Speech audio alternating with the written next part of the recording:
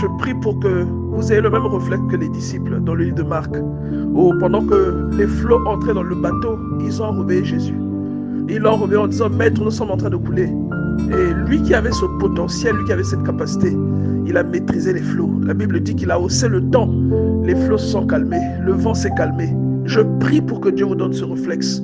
Vous avez une richesse en vous. Le bateau, c'est votre vie. Vous avez une richesse dans ce bateau. Et virgule, il y eut un grand calme. Donc lui, il peut emmener dans votre vie le calme que vous avez longtemps cherché. Dieu peut emmener dans votre vie le calme que vous êtes en train de chercher dans des maisons de féticheurs.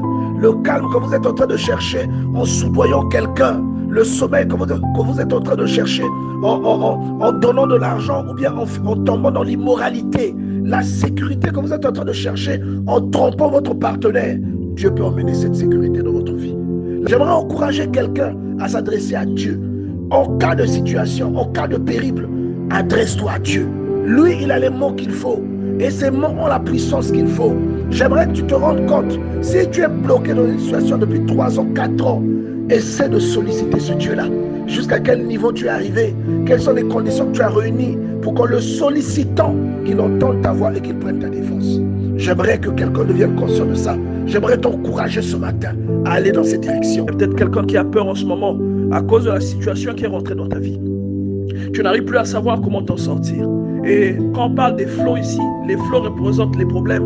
Les flots représentent lorsque vraiment vous êtes assailli de toutes parts et que vous êtes sur le point d'être englouti.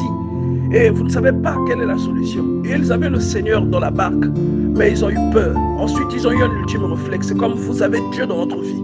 Et ce réflexe-là, réveillez le Seigneur qui dort dans votre vie. Réveillez le Seigneur qui est dans la barque. Parce que la barque signifie l'existence. La barque, c'est un véhicule qui signifie votre existence ou encore la vie que vous avez, que vous menez. Et au milieu de cette barque, il y a le Seigneur. J'aimerais vraiment encourager quelqu'un ce matin, bien-aimé. Et la Bible précise que lui, il dormait. Mais pourtant, il sait tout. Ce Dieu qui sait tout voit ce qui se passe dans votre vie. Mais deux fois, il veut voir comment vous allez réagir. Vers qui allez-vous vous tourner? Ce que vous n'arrivez pas à faire cesser dans votre vie depuis longtemps, le Seigneur a le pouvoir de le faire cesser. Dieu peut faire cesser la chose qui te fait pleurer tous les jours. Dieu peut faire cesser ce combat que tu mènes depuis des mois ou depuis des années. Dieu peut faire cesser cet échec qui est debout dans la vie de tes enfants. Dieu peut faire cesser ce mauvais caractère qu'il y a chez ta femme. Dieu peut faire cesser cette mauvaise gestion, cette mauvaise vision, cette absence de vision qu'il y a dans la vie de ton. J'aimerais que tu pries pour ce problème que tu es en train de traverser. J'aimerais que tu confies ce problème au Seigneur. S'il y a un enfant malade dans ta maison, confie ce problème au Seigneur. Réveille-le. Il veut voir ta réaction. S'il y a un enfant malade, bien aimé, un enfant qui ne travaille pas bien encore, si dans ton couple il y a des disputes constantes, s'il y a un problème d'infertilité, si vous avez un problème de chômage ou de papier, de régularisation, vous avez un problème de voyage, quel que soit le problème que vous avez,